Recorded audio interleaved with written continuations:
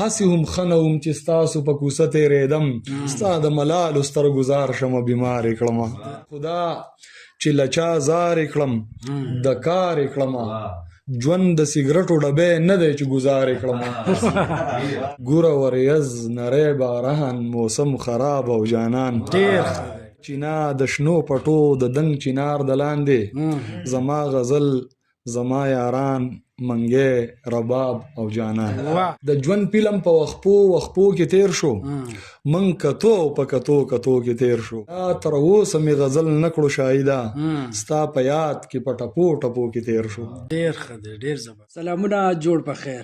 ادبي ماڼۍ پروګرام کې ظهور اتلی یم او راسره ملګری شاهد خان شاهد موجود دی. قدرمنو کتونکو په خریړۍ کې موجود یو د شاهد خان شاهد سره مو مرکه را جوړه کړې ده. د هغه سره به خبرې اترې کوو د هغه د شعر و شاعرۍ حوالې سره او ورسره لږ ډېر د هغه د ژوند په اړه باندې به هم تاسو ته معلومات در رسوو چې شاهد خان شاهد څوک دی د کوم ځای دی او شعر و شاعرۍ سره د کوم وخت نه چې دی دغه زړه لګېدلی دی او ښایسته شعرونه چې دي هغه به تاسو ته وړاندې کوي.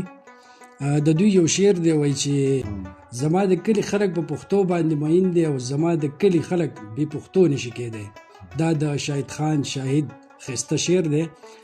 شاهد خان صاحب ډېره مننه چې تاسو موږ له وخت راکړل. ظهور خان ستاسو ډېره زیاته مننه او ستاسو د راتلو بیا مننه کوو.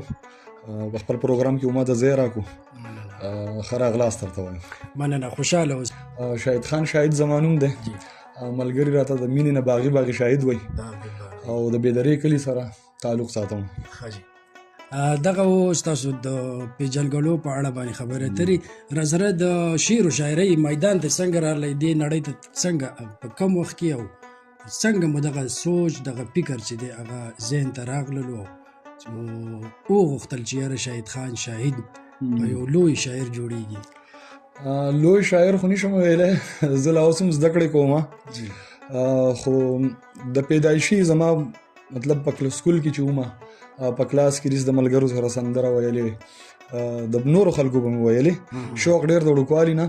بیا زمونږ کلي کې زمونږ لوی استاز محمد شاه روغانی بابا، زما دوه استادان دي او دواړه روغانیان دي.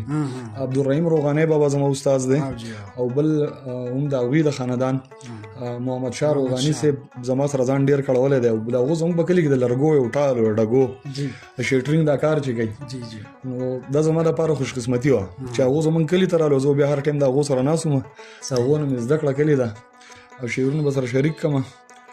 په شعرو کې چې یو غزل دی چې لاچي لونګ ریدې او بنګ غانټول ګلاب او جانان.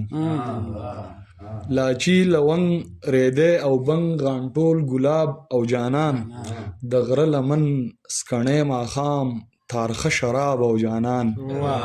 شړنګ د پانزیب کړنګ د کاسو ناز و ادا د خایس، ګوره وریځ نری باران موسم خراب او جانان.